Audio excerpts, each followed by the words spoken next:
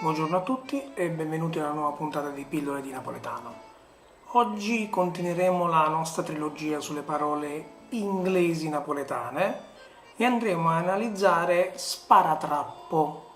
Con il termine sparatrappo si intende a Napoli il classico bendaggio adesivo che si compra in farmacia che viene utilizzato sopra alle garze per immobilizzarle sopra una ferita.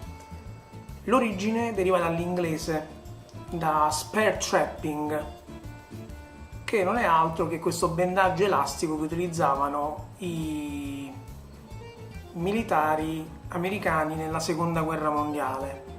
Tanto è vero che in alcune farmacie lo sparatrap o sparatrappo, si può dire in entrambi i modi, può essere ancora acquistato come drappo inglese, proprio a riprova della sua origine come termine.